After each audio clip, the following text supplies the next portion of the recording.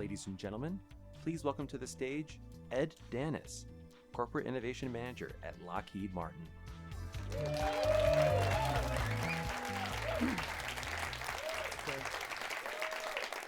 Hi, everyone. Thanks for having me here. I really appreciate Bright Idea and inviting Lockheed Martin to come out and present.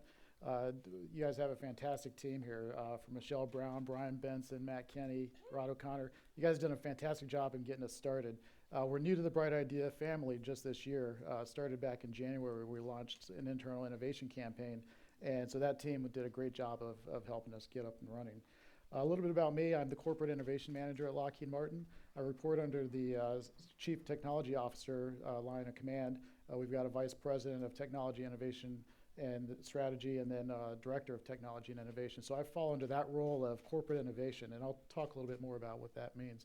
A little bit about my background. I started off as a software engineer 20 some odd years ago, worked on device drivers, command and control systems, and some user interfaces, and eventually went on to become a system engineer, system architect, and eventually lead system engineer for some of the larger programs we have.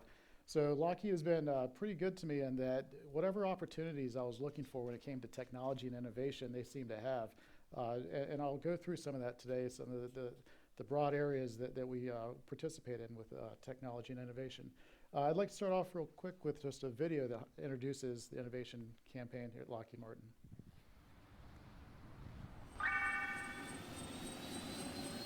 We are the innovators, the ones with the new ideas. Ideas that transform our world and improve the quality of life for billions. Capturing and storing energy until it's needed. Providing unmatched protection from threats through precision targeting and navigation systems. Helping farmers use precision mapping to maximize crop growth. Revolutionizing vertical flight through faster, autonomous, and intelligent aircraft. Because we are the visionaries who look at the commonplace and see solutions never before imagined. At Lockheed Martin, we're in the business of innovation, where creative thinking has always been a competitive advantage. It's what we've always done. While many were focused on designing better maps, we were making GPS more accurate and reliable. And while some focused on flying below the radar, we perfected stealth technology. We have a rich legacy of looking beyond the horizon, soaring into the wild blue, then way beyond, making amazing discoveries, and venturing where humans can't go. Always working to connect the dots, whether separated by light years or a single molecule. We are ready to address the world's biggest challenges, like preserving the planet, helping customers monitor and analyze our changing climate, and meeting the growing demands for clean and affordable energy, including technology that converts waste into electricity. We confront the challenge of global security, building the world's most advanced fighter aircraft that tracks without being tracked, redefining combat ships, ground vehicles, and weapon systems to address the threats of the future, ensuring information is secure and reliable across the battle space and through cyberspace. We are the innovators, fearless, relentless, who support our customers' missions with fierce loyalty, with a drive to create amazing solutions to difficult challenges. We are the innovators who inspire the next generation to find answers for questions yet to be asked, because that's what we do. See a world filled with endless possibilities, envision the future, and then make it a reality. We're engineering a better tomorrow.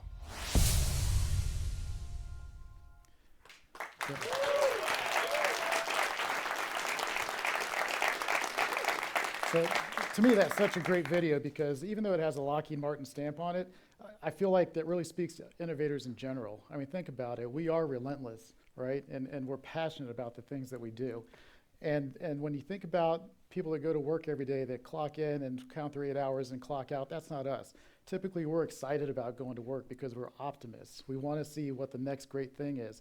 And we take that passion and we just spread it throughout the people that we work with and the products that we develop. It's such a fun time right now to be an innovator because of all the opportunities available to us. And just being here in San Francisco near Silicon Valley is a great place to be. I mean, this is considered the mecca of innovation, right? Everyone comes to Silicon Valley to find out what the next great thing is. Even the Pentagon has created an outpost out here in Silicon Valley because they want to know more about that culture. What is it that makes innovators in this area so special? And so in preparing for this presentation, I was thinking about that myself. What is it about Silicon Valley and innovation in this area that draws people here from all walks of life and all around the world? And of course, we know about Silicon Valley, how it got its name, and the technology revolution that happened in the 70s and 80s that helped shape that name. But thinking about just this area in general, when you think about the early settlers back during the gold rush days, right? These are people that left the comforts of society, basically, and civilization, and came out here with nothing, right? They would come out and just on imagination, hopes, dreams, perspiration, and a lot of luck, they had the potential to become rich. And you think about innovators and entrepreneurs today, they still do that. They come to this area because there's that opportunity and the possibility that they might be able to strike it rich. It's going to take work, it takes imagination, it takes some luck, but there's that opportunity. So, and thinking about Lockheed Martin and where I'm going with this is, we actually had our first startup here in California back in the turn of the century, the 20th century.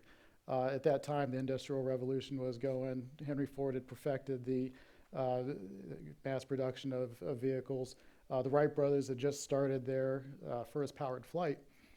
And so that was a time when the entrepreneurs of that time were looking towards more mechanical innovations, not so much technical like we know today. But these are the people that had that same mindset that the entrepreneurs have today on innovation. So two California startups. There's the Glenn L. Martin Company that was actually in Los Angeles, but the Lockheed Company was here in San Francisco. And yeah, the name is spelled a little bit different. Back then it was Loughead, sounds like Lockheed. They eventually changed the spelling because phonetically that says Lockheed. So the founders of our company, Alan and Malcolm Lockheed, two brothers that were brought out here by their mother, who was a prospector. A lot of people were still coming out at that time looking for gold. And so they had kind of that spirit instilled in them to go out and chase your opportunities. Alan, the younger brother on the left, was the more adventurous one. He was actually an aviator before they even started a company. Malcolm was more of an engineering focused type. He actually patented the first hydraulic brake system for automobiles. So he was probably the more practical one of the two. Glenn Martin, down in Los Angeles, he loved flying kites until the Wright brothers showed them that you can actually fly your own airplane. And like a lot of innovators today and entrepreneurs, they got their starts in garages. So they all worked in auto mechanics and that type of field where they were doing mechanical type engineering. And so they got their start. The Lockheed brothers, just a few blocks away on Polk Avenue, in their dealership that they worked in, would work at nights and weekends building their airplane. And Glenn Martin was working out of a church. And coincidentally, again, these two companies that were destined to come together were both working on seaplanes at the time, but they were working on them in a little bit different fashion. The Martin airplane was more of a traditional type airplane where you had the propeller on the back and the engine in the back. It was called a pusher. The Lockheed brothers were a little bit more innovative when they started looking at how to make an airplane better than it is today. Put the propeller in the front and the engine in the front. And the reason was when the planes would crash, and keep in mind, these are 20-something-year-old kids. I call them kids because I'm much older than that. But they would build these planes from scratch. They didn't have plans. They didn't have kits. Aeronautics was not an engineering degree you could get at the time. So they were just using their wit and learning from other successes on what was possible, and they were building this. So at the time when people were crashing, those the pushers, the engine and propeller would fall on top of the pilot, which would cause injury and even death. So they started putting it in the front. And the way they made money at the time was just flying tourists around the bay. They had an expo here back around that time where they charged $5 a day to go fly around the bay. The Martin would fly people out to Catalina Island for money. And again, the mass production wasn't quite there yet, so they would build one plane, fly it around until it couldn't fly anymore, build another plane until it couldn't. Until the Lockheed brothers teamed up with a person named Jack Northrop. And you guys might recognize that from Northrop Grumman. He was the person that founded Northrop. And it's just amazing that that group of people at that time got together to build these planes. So once they decided that they were going to become a plane manufacturing company, they went out and tried to build the best possible plane they could at the time. And so this is going to be an early lesson in innovation for this company. Again, they sought out to come up with the most innovative design they could, and so you can see that this has more of a rounded type fuselage. Just the specs on it, it could withstand 6 Gs of force. It consumed 1 gallon per hour of fuel. I mean, that's just amazing, right? Flight speed of 52 miles per hour. And they took some of the things they learned from Henry Ford on manufacturing so they can mass produce these at a much lower cost. What they didn't have was the book on design thinking. And the reason why that's important is they have this technological marvel of an airplane. The wings folded back so it could fit in the garage. They say, we want this to be the everyman plane. Everybody's going to want one. But without that first step of empathy, finding out what the customer wants and what it is they need and what's the gap they're filling, they said, we're going to create this great thing. Everyone's going to come to it. Well, it turns out not everybody wanted to fly a plane. And not everybody, even though $2,500 was pretty reasonable for a plane at that time, not everybody wanted to spend that much. And what happened was at that time, World War I had just finished, and so they had a lot of airplanes that were in surplus that they were selling for $750, pennies on the dollar for that time. And so every man that did want to fly was buying that. So incredible technological feat here with this airplane, but they sold 0. So again, design thinking would have been helpful at that time. I'm just going to go through, and there's a lot of history in Lockheed Martin. I could probably spend a couple hours talking about some of this, but I'm going to go through just some of the highlights just real quick to let you get a feel for what is the makeup of our company, some of the DNA, because it's not just the Lockheed Aircraft Company and the Glenn L. Martin Company. Certainly they had a couple of starts. The first company Lockheed created was the Alco Hydro Airplane Company. It was named after their investor, the Alco Cab Company. Then they had the Lockheed Aircraft and eventually changed the name, the spelling of it, to Lockheed as we know it today. But the pivotal point within the Lockheed history was during the Great Depression when the company was struggling to stay alive. They basically went into receivership, and Robert Gross bought the company from them. He was another young person, about 32, that saw potential in this company. And the reason why that's important is he's the one that first hired 2 engineers. The first thing he did is hire 2 engineers right out of school. One of them was Kelly Johnson. And Kelly Johnson is just a brilliant young man at the time, was taking their airplanes, finding the flaws and fixing them, but he was the one that eventually went to start Skunk Works. And some of the lore in Skunk Works, I think when you think about design thinking and particularly lean startup these days, you would see a lot of similarities in the way he ran the program there. It was all about get rid of the waste. Don't do work that doesn't help you. And so they were able at that time to take airplanes from design to first flight within months, versus now you see it takes years and in some cases decades to get an airplane up in the air. Out of Skunk Works, we had some pretty famous airplanes like the U-2 and the SR-71 that came out of it. And during this time, the Martin Company, I didn't have a lot of highlights there because while they're very successful at the time, they were working with the government, supplying military with airplanes, going into the missile business. There are other things that were happening in heritage Lockheed Martin companies like RCA. Not many people know that the RCA lab that first built the first color TV is part of Lockheed now. GE Aerospace, which developed some of the early radars, ones that track Sputnik, for example, eventually became part of Lockheed Martin. RCA did the first weather satellite. We've been involved with early submarines. IBM Federal Systems that provided the first computers to NASA as part of Lockheed Martin now, as well as the work they did on GPS. Some other notables, perfecting the stealth technology like they talked about in the video.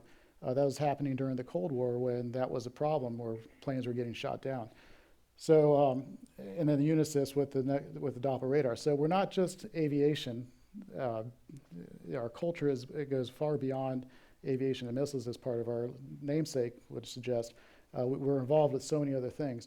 So through this timeline, we take us up to the 1990s. At that time, the Cold War had just ended, and so the government was starting to scale down the military and consolidating bases and troops. And they basically said, defense contractors, you need to consolidate as well. If you don't consolidate, you're probably not going to survive. So in that time, there was a mad rush to bring companies together, and that's how Lockheed Martin was formed. One night, Martin Marietta CEO Norm Augustine was trying to broker a deal with one of their rivals, which was the Grumman Company at the time. And while they're having trouble getting that deal to work out, the CEO from Lockheed had called him and said, "Hey, do you have any interest in putting Martin Marietta and Lockheed together as a merger of equals?" And that was a concept that hadn't been thought of before that phone call, but it turns out it ended up being a marriage made in heaven, basically, because things worked out pretty well. The one interesting sticking point they had was in coming up with the name. Martin Marietta was a more dominant company at the time, and so the thought was it would be Martin Lockheed, but because that sounds like a person, they swapped it around to Lockheed Martin, which I like it better myself. It sounds better. So today, we've had fluxes in staffing levels, but right now we're at 97,000 people. We're global, working in 70 countries, have nearly 600 different facilities. Half of our employees are scientists and engineers. We're broken down into 4 business areas, and if anybody knows how the DoD is structured, you've got the branches of the military: Army, Air Force, Navy, Marines, and Coast Guard, I guess. And over an umbrella organization over that is going to be the Department of Defense. That's kind of how our business is structured as well. We've got the aeronautics, which is the Heritage, Lockheed, and the Martin Company, and the airplanes that they've developed. Skunk Works fits under there. We've got missiles and fire control, rotary and mission systems. We recently acquired Sikorsky helicopters, and that fits underneath that group. And then space systems, which has been involved with all things space, from satellites to rockets to exploration. Now, when we talk about innovation at Lockheed, part of our goal at corporate is to help set some focus areas. And so when it comes to technology, we have things that we feel are broad enough across all of the business areas that we bring out and try to tie most of our innovation to those. So from a strategic standpoint, we have autonomy and robotics. That's something that everybody, I think, is interested in these days. We're looking at how do we pair up man and machine so that the machine is giving us some information that we can make decisions on, and how do we use robotics to help assist our users. Sensors, technology, and exploitation, it's just all about gathering as much data as you can about the environment around you and how to use it. Cybersecurity is a huge, huge area of interest for us. I think most people know that, based on recent events, it becomes more familiar to you in the news that, hacking continues to happen and breaches happen. And we've certainly had our share at Lockheed of foreign companies coming in and stealing data from hacking into our systems. But our customers are concerned about that too.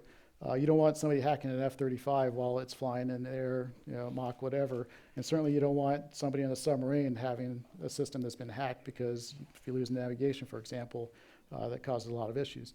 We're interested in signals processing and communication. So that's taking the unstructured data and making it usable, whether you're putting it into a visualization or collecting information and presenting it back to the users and then communicating it. Again, IoT is a big interest of ours right now too. So how do you keep things connected? And lastly is directed energy. That's one of those emerging technologies that you may have seen in the news recently. We were able to use directed energy to bring down a drone, for example. Now we have the enabling technologies, which are more fundamental. So data analytics, machine learning. I think everybody's probably interested in that. But we also look at next generation electronics and how do we support our platforms. And materials and manufacturing, I think, is really fascinating, because there's so many interesting things going on with like graphene and other type of materials, finding new ways where we can take these materials and create lighter structures that are as strong as current materials. We have a number of labs across Lockheed Martin. So the Advanced Development Program, that's where Skunk Works is, for example. A lot of the air capabilities are developed out of there. The ATL, Advanced Technology Lab, that's the old RCA group that's out in Cherry Hill, New Jersey. Center for Innovation, that's a really cool place. It's, they've got this place where you can do simulations and demonstrations and experimentation. We've got the ATC right here in the San Francisco area that's dealing with space-based research, or applied research and advanced programs out of Orlando and Dallas, and then Sikorsky Innovations, which is out in Connecticut. Okay, I know that's a mouthful, and it's, again, a lot of information, but wanted to just put all that out there, and if you guys have any questions or you want more details, the time here is a little bit limited, so be sure to, I'm here to speak to anybody that has questions and would like to know more about it. Okay, now to the good stuff, the innovation part of this, the corporate innovation. So I think I have one of the best jobs in the world, to be honest with you. I mean, to be working in corporate innovations for Lockheed Martin, where we get to look across all the business areas and find out, what's going on, where the challenges are, where the problems are, and how can we help. I mean, to me, that's the most exciting thing. So we have tools that we use, and our mission is to orchestrate our technology and innovation ecosystem. We have tools that allow us to go out there and see what's being researched around the communities and the research labs and within even the government, to do some kind of tech intelligence to find out where we might be able to find opportunities. And then we have the strategy aspect, which is looking at what our technology strategy is, what the road mapping is to get us there. And then the part that I work in is innovation, where we get to take these ideas and try to realize them. So we have three basic phases, the 3 I's of innovation: ideation, investigation, implementation. And while these are the different phases, how we approach each phase can be varied based on the environment of the ideas that we get. But the ideation phase is just all about finding the ideas from the community that we're working in, whether it's internal or external, and then doing the hypothesis and experimentation on those ideas. And our ultimate goal from a corporate innovation standpoint is then to transition it to implementation, which is basically handing it off to our business areas for development. So starting with strategic ideation, this is 1/3 of my job right now, which is finding those ideas. And the way we do that is first through looking at problems, customer problems. One example could be position, navigation, and timing. So what happens if we have a system that's out there and GPS goes away? I mean, can you imagine? The world would end if GPS went away, wouldn't it? I mean, people would be walking around with their iPhones. I don't know where I am. So that's the problem that our customers see as well, because imagine, again, an F-35 out there without any idea of where they are because they relied on GPS.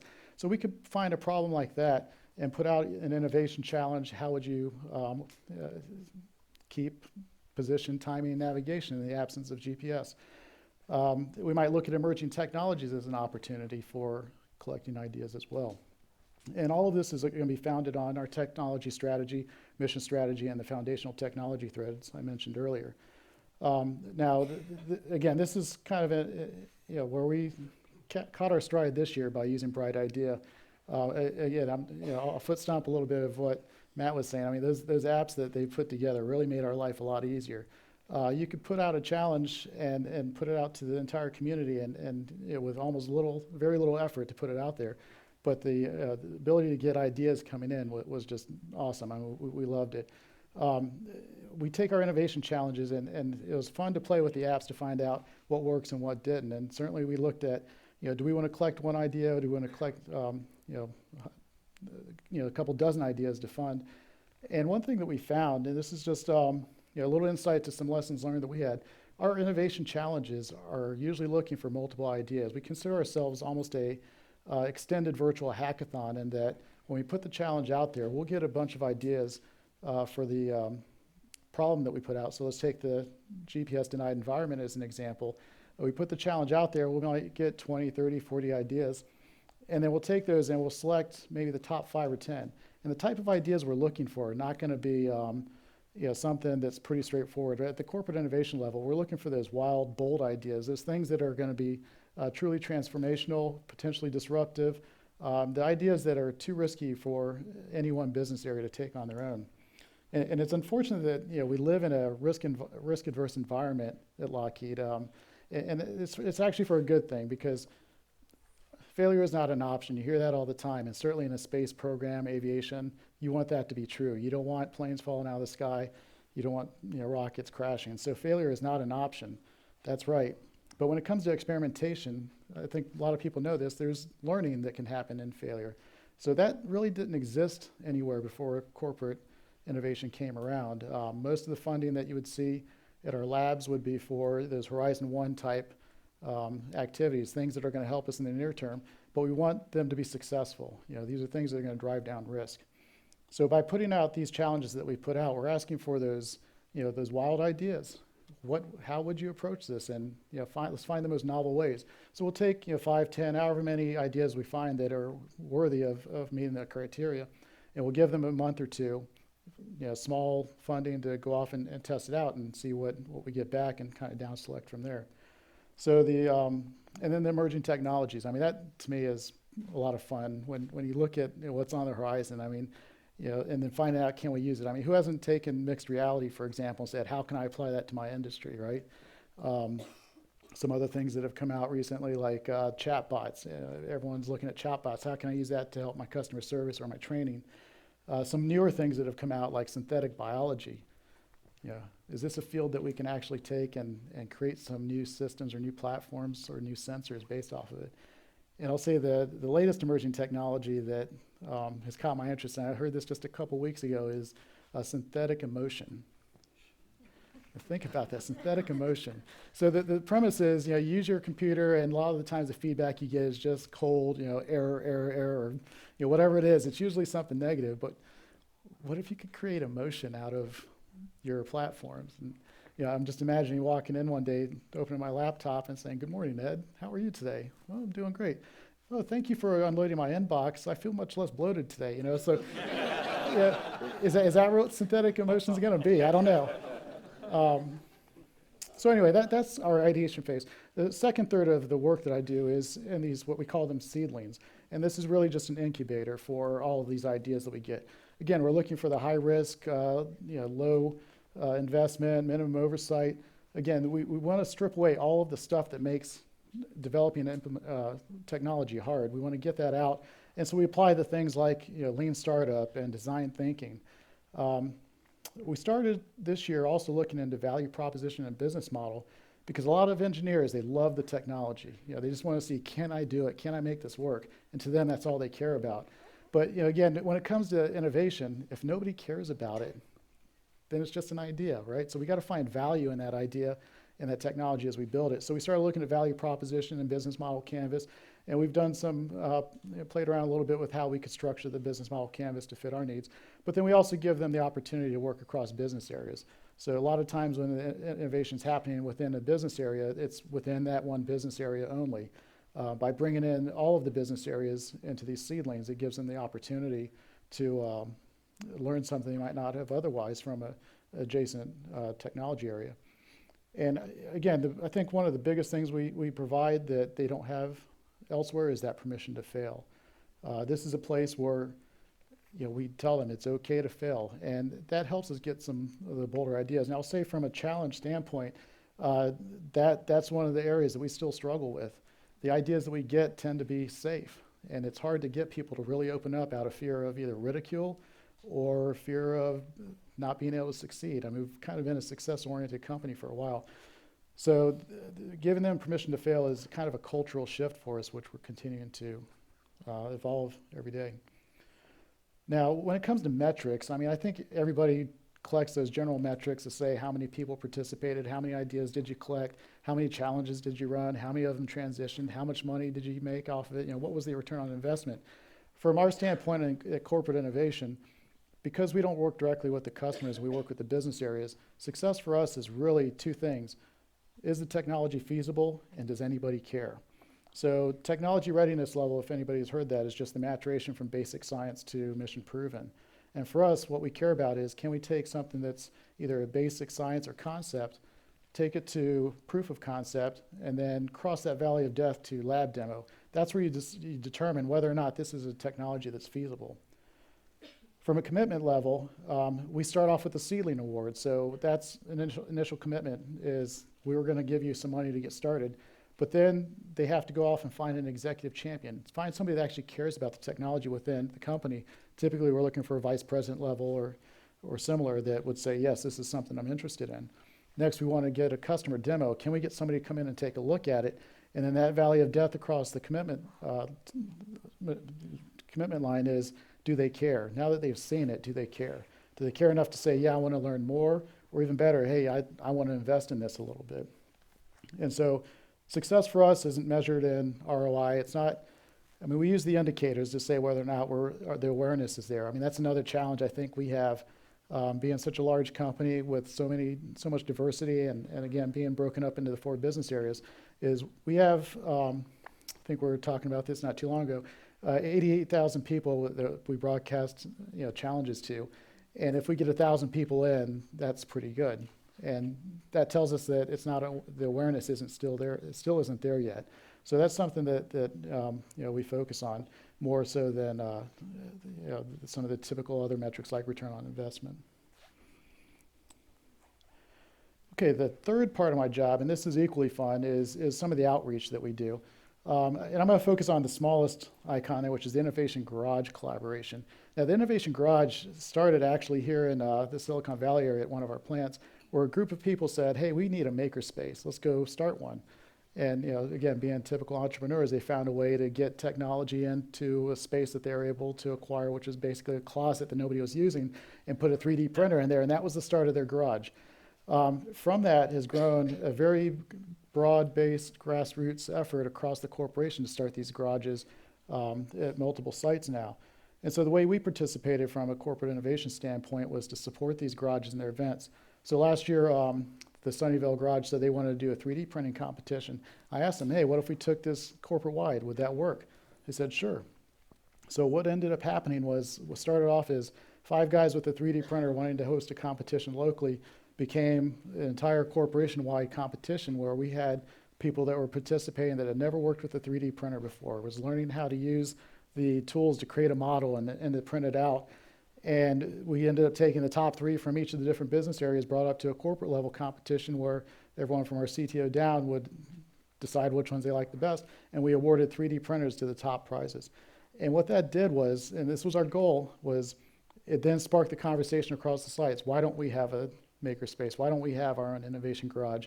And it was nice to see that a couple of garages actually started because of that. So that's part of the engagement I get to work with, is trying to spark the culture of innovation in places where it may not have done on its own. We also have challenges like Kaggle, if anyone's familiar with that. One of our technology threads was data analytics. And so in order to not only bring out the people that are most capable in data analytics, but to promote data analytics as a skill that we're looking for, we hosted a Kaggle competition which had cash awards, and that brought people out that, again, wouldn't have participated otherwise. And I think their 3rd place winner was a software engineer that had never done data analytics in his life, but because there was monetary awards involved, he said he'd give it a try and actually ended up coming with the 3rd place award for that. And that was kind of a neat one because Sikorsky had just joined us, so we actually incorporated them into this competition where we took some of their data from some of their helicopters and brought those in, the data set in for them to work with. The Innovation Outreach Program, this is a small group of companies that don't really work in the same industry that we get together and collaborate with. And so we've had some opportunities with like commercial airlines, for example, and developing concepts for how we would do automated airline inspections. Those are the type of things that came out of that group. And then lastly, Sikorsky itself has an open entrepreneurial challenge that they host. Small businesses are free to participate at any time and to come in and suggest their ideas and get funded for a short amount of time to see if they can mature that technology.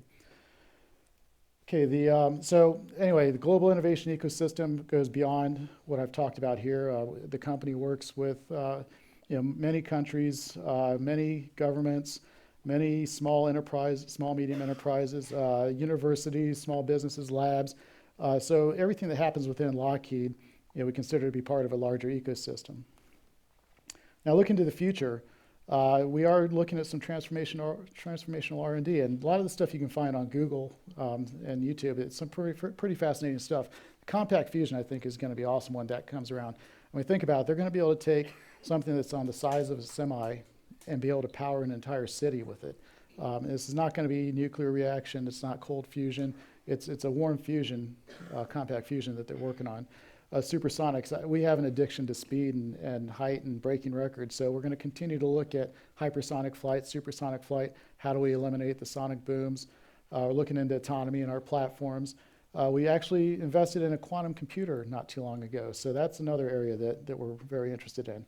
The hybrid airship is something out of Skunk Works. Again, we're looking at alternate forms of transportation. This is something that can take cargo to places where you wouldn't normally be able to take them because of the lack of roads. And then directed energy, of course, is another one.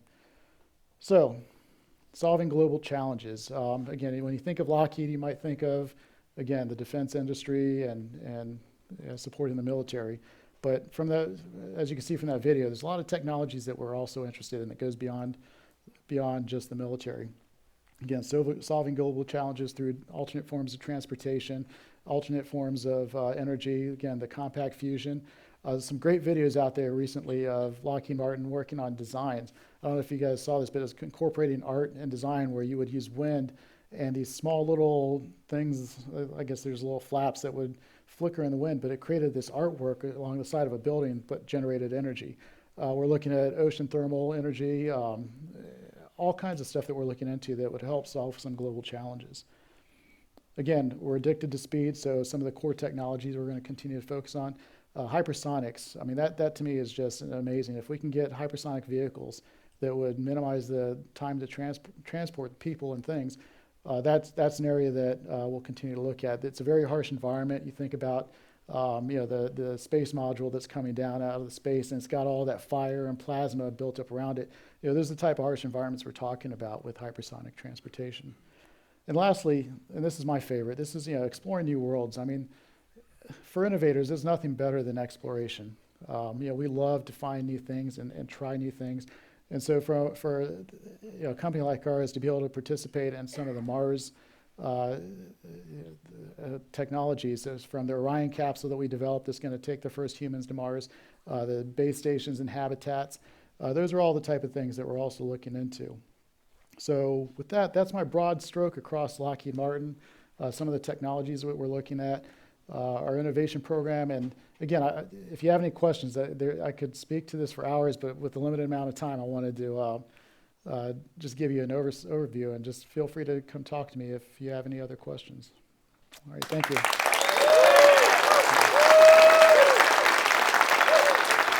Ed, thanks so much. Great presentation. Let's grab a seat here. Do some Q&A. I think you covered a lot of stuff. So I'm always fascinated with where do people come from, and how do they cross the line into this innovation space? Because they always come from different places. So when in your engineering career did you say I'm gonna jump from that into what I'm doing and do some of this innovation stuff? Yeah, that's an interesting question, because a lot of people that are in innovation at Lockheed come from the universities, and they're already doing research, and they come straight to our labs. My journey is a little more interesting in that I've always been an innovator at heart. It was just a matter of waiting for the opportunities to present itself. Okay. And so I've always been a tinkerer, always looked for new opportunities to take advantage of technologies. And so I think for most people, it's just a matter of finding that right time to transition. The opportunities are there. I mean, we're living in a time where, again, just the amount of technology that's available to us, the tools that are available to us, make it so easy to create and take ideas and realize them. It's just a personal decision, really. And then so you were always the engineer on a project that would kind of push the envelope and integrate new things, or? Yeah, that's part of my interesting career, in that the things that make Lockheed Martin great really is our ability to create platforms that are reliable, high quality, and sustainable. And I was always the type of person that would look for the latest technology and say, why aren't we applying this, right? Why aren't we taking advantage of this? And so that's, again, what led me down this path was some of the frustrations that I would have early on, just being a young engineer, not understanding that you do have to, at certain parts of the program, be stable. Yep. And that just wasn't me. I always wanted to take the latest and greatest, which is what drove me into innovation. And then at some point, did someone say, that sort of moment, did someone say, why don't we do a team, or did you sort of part-time pick up some of these responsibilities, and then it became more of a formal role, or? So yeah, the way we started off was, again, with our CTO realizing that there was an opportunity to put in place a small team. It was something that was thought through for a couple months, but when they decided to go forward with it, they put a call out for innovators. Who wants to be part of this innovation team? So I was fortunate enough to get selected, I think based mostly on my passion, not so much any of the things I've done in the past, because they were all pretty safe. But yeah, they brought on a few people that were going to work hard. And again, I look forward to the next day of work. You have to basically pull me away from work because I'm having so much fun and we're doing so many great things. And once I leave, I can't wait to get back the next day. So those are the type of people they were looking for to help them out. So yeah, we have a pretty small team. And the reason why we can get away with it, we were talking about this earlier, a lot of companies, they don't give them the resources to be successful. And it may seem like, even though we've got the budget, our team is small, we've got the resources across the business areas that we tap into. So it's not our innovation team that works on these ideas. It's the people that are coming from the business areas that support us. So we're supplemented by all of the Yeah, I wanted to get into your team and the resourcing, but did they, one last thing on how you sort of arrived on the scene, did they pluck you out of one of the business units or the business areas? Yeah, or? so again, I spent most of my career working in various units. So I started off my career working on programs related to satellites, and then went on to work on some intelligence community, and then into some Navy contracts. Yeah, and so while we have again, a lot of people out there similar to me, and I think this is why I ended up doing well in this role, is there are people out there with ideas but just haven't found the opportunity. Now I get to be the guy that brings the opportunity out to them. Typically when you hear, "Hi, I'm from corporate, I'm here to help," people go running, right? We're changing minds right now in that respect, that, "Hi, I'm from corporate, I've got money so that you can become your own boss and you can become your own entrepreneur if you're willing to do the work." Yeah, that's interesting. I know Eric Reed's going to be here later, and he's talking about like entrepreneur as a job title within a big company, which I think is a little bit confusing for some people. But it's more what they're doing than whether they're starting a new company, or it's that active, figuring out if there's a solution around a technology. Yeah, and we are really embracing that concept. We're talking about having spin-out companies soon.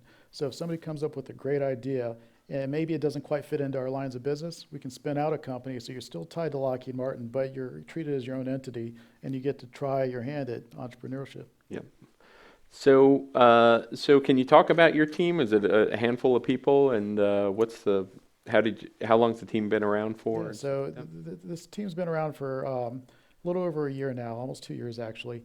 And so it started off with me. We've got a number of support people that are in the tech strategy area that helps formulate things that we in innovation would care about as far as what we would go look for in ideas. But so there's me as they're laying out landscape or strategic landscapes, road mapping and that type of stuff. Okay. And there's about half a dozen people on that group. Okay. From an innovation standpoint, really it's me, and I've got another part-time person that helps out with the Bright Idea tool to help keep that coordinated and going. But then again, there's all the tentacles into the business area. So I've got people I tap into that are innovation leads within each of the business areas. While they're not directly badged into the corporate world, they are part of the innovation system or team. Yep. And so there's going to be at least 4 of those, one from each business area that supports what we do. And then from there, again, there's the resources of people that are working on it. So the corporate team itself is about 1.5, and we're going to double our size next year and be 2 to 2.5, 3. Yeah, it's growth, right? But yeah. Cool. So I'd love to just talk a little bit more about these seedling programs. So, everyone has always a slightly different take. So you guys own the process at the corporate level. Where do the seedlings just sort of open submit to you guys, or you go looking with challenges? Where do the seedlings start? They can start in multiple areas. One of them could be from a challenge, but we also accept unsolicited seedling ideas. Okay. So again, that's kind of the culture we're trying to create there, which is feel free to put an idea out there. There's always going to be naysayers, right? I mean, the naysayers are always, that's never going to work, or you can't make that happen. And they're probably right about 90% of the time. Yeah. But for that 10%, the 1 out of 10 ideas, I mean, that's what drives the innovators, right? We're not so hung up on what people are saying we can't do. When we find that one idea that works, we're thrilled. And so we give that opportunity for those people that have a dozen ideas, and maybe they'll only get funded for one, but that doesn't mean you shouldn't try to provide ideas. And there might be reasons. Maybe it's not the right timing. Maybe it's something that's already been worked on. But we want people to feel comfortable in bringing us those ideas, even if most of them get shot down for whatever reason. but you're pushing and pulling. They can send some to you, and then Right, sometimes you set up a challenge Right. to find some new Yeah, ones. the challenges are usually based on customer problems or gaps that we see in our current technology. And so we'll solicit a call for ideas. And the other is, we've always got that open door. If you've got an idea, submit it. And if it fits the criteria, certainly we'll fund it. And then when the seedlings are getting worked on, you basically pull people, off their day job, or what? I know that's always a dicey thing Yeah. with these incubators and Well, stuff. that's where we struggle a little bit as well. Again, some of the challenges we face of not having a dedicated team is people do come off of their day job, so they have to work with their managers. The way we're looking at countering that is people can take a week or two off, right? That's a little bit easier than saying I'm going to be half-time for the next 6 weeks. And so we create what we call a jumpstart event, where as soon as the seedling's awarded and all the funding's in place and you've bought your materials, we're going to take you to one of our garages and let you sit there for a week, maybe 2 weeks, and just hammer out 40, 80 hours. Let's see what you can do, versus spend the next 2 months, 40, 80 hours, and maybe not achieve as much, or even worse, the time has passed and it's no longer a valid idea. So it's kind of a quick surge, a couple weeks. Right. And then you guys, when you give a grant to the seedlings, is that basically their time, or do they get some petty cash to kind of cover expenses? Or? Yeah, so when we award those seedlings, that's to do what, again, we're hands off. We give you the ideas or the funding, and you come back to us and show us what you've done. And so they can use it for if they have to go travel to a customer site, or if they have to buy materials or things to make that idea realized. They can use that funding for whatever it is they need. So again, they become their own entrepreneur. They have to manage their funding just like any startup would on how they're going to spend it. Got it.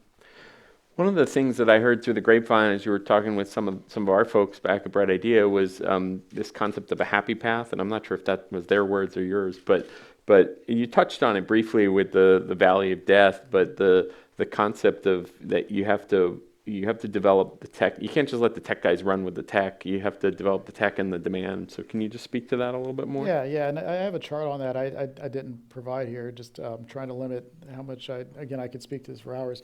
But if you've ever seen a risk assessment chart where you have the probability and impact scales, it looks kind of like that, in that we have technology maturation versus customer commitment. And so it's a nice way to plot on an XY scale. Are we maturing the technology far enough, and in tangent or in coordination with that, are we also going and looking for support and investment? And so that, to us, again, is getting our engineers beyond just the technology and realizing that you could develop a technology. If nobody cares, there's no market for it, you've just wasted a lot of time and money. On the alternative is, if you've gotten full customer support but you haven't proven the technology, you might be overhyping it a little bit. Yep.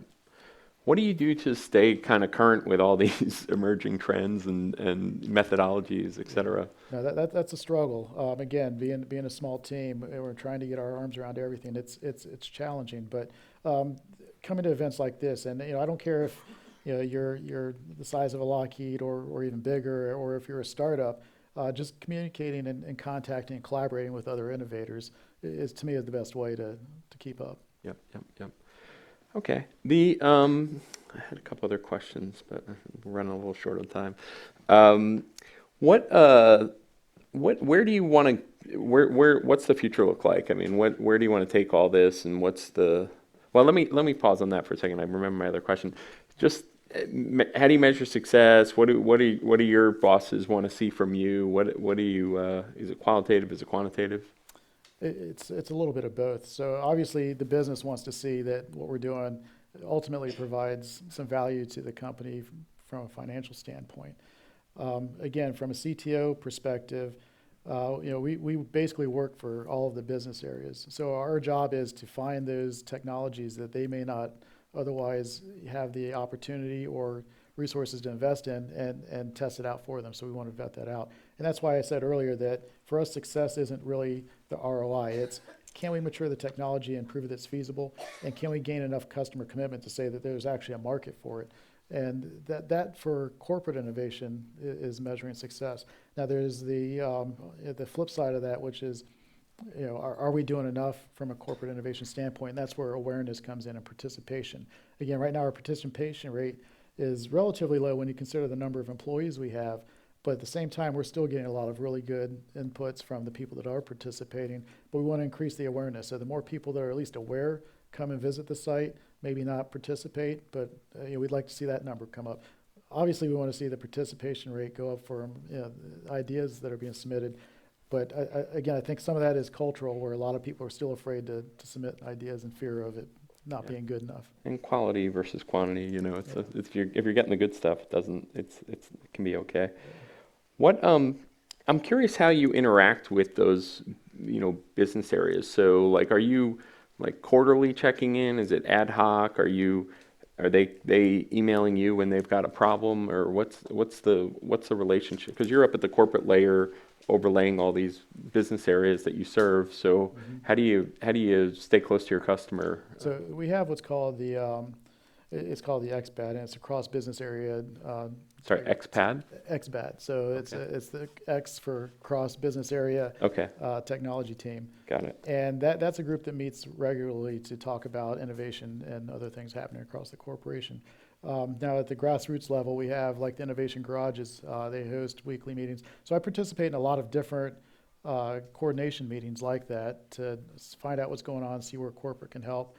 Certainly listen to ideas from them on what they think we could do better on. And also share information. So if I hear of something that's happening in one business area that might be of interest to another, try to tie those together. And so it's just really getting involved and communicating as much as I can. Got it. And then those XBAT, that's a recurring meeting or something that you guys? Yep. Okay. Cool. Biggest problem that you kind of currently face? What keeps you up at night? Well, again, the problem it goes back to awareness and solving the resource challenge. Again, being a small team from a corporate innovation standpoint, we really rely on the rest of the business areas being aware and participating. So finding a way to get the message out, and certainly we go through the normal channels we've got a company-wide bulletin, we're creating videos, and we've got an innovation showcase we're developing that highlights the innovators and their innovations. So continuing down that path of getting awareness, because we want diversity in thought, not just the people that are actively participating, but the ones that are not actively participating are going to have potentially different ideas that we wouldn't normally get. So awareness, and then finding a way to, again, our business model wouldn't allow necessarily for people to just step off for their program for a month or two to go work on something, come back and expect their job to still be there.